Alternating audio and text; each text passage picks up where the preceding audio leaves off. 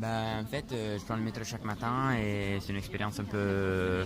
C'est un peu la routine, c'est un peu ma journée chaque matin. C'est un peu isolé. Moi, j'écoute la musique, je mets une musique italienne, je commence à chanter un peu. Les gens me regardent un peu bizarrement, mais c'est assez sympa, ils peuvent me comprendre. C'est sympa, c'est un espace que tu es isolé, mais en même temps, tu sens que tu es un peu jugé par les autres qui t'observent. Et je trouve ça.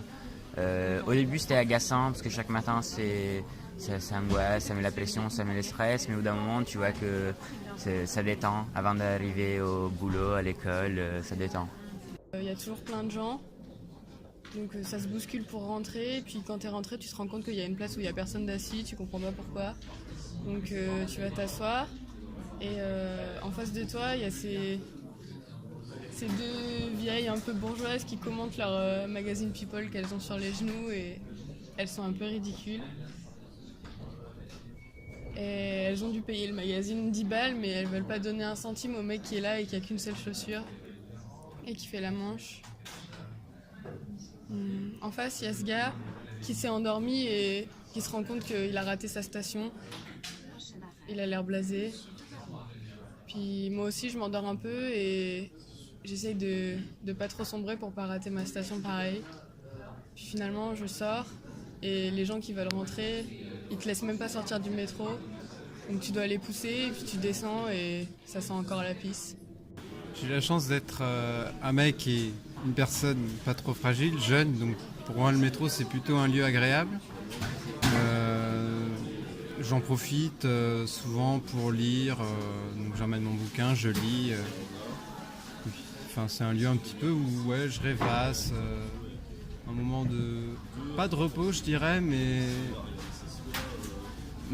c'est finalement assez paradoxal puisqu'on est à côté de plein de gens et au final c'est peut-être le moment où on est le plus renfermé sur soi et où finalement il y a une sorte de pause sociale dans le métro qui fait que on parle pas, on réfléchit à des choses personnelles, etc. Donc on a parfois l'impression d'être dans une sorte de chez soi qui n'est pas chez soi. On sort de sa maison, on va dans le métro, on connaît le métro et finalement on est presque chez nous. Ouais, alors j'ai remarqué un truc, c'est que quand tu prends le métro, les ambiances elles sont super différentes en fonction du moment de la journée.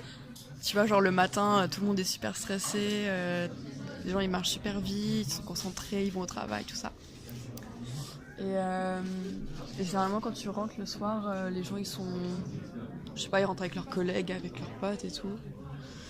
Du coup, ils sont plus cool, il y a plus de bruit. Enfin, en fait le bruit il est différent, genre... Non,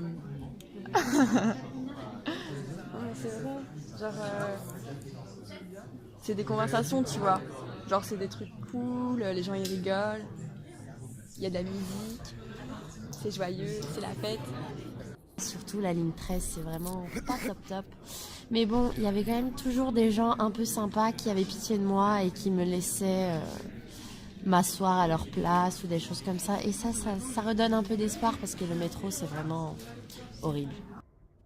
Donc le matin, quand je me réveille et je rentre dans le métro, je sens une impression d'engouffrement, car il y a trop de gens autour de moi.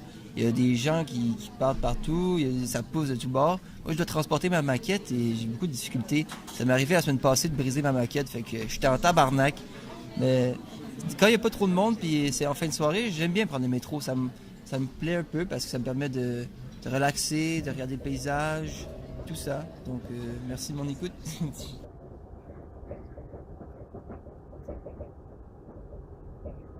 Prochain arrêt, Vichy-Levallois.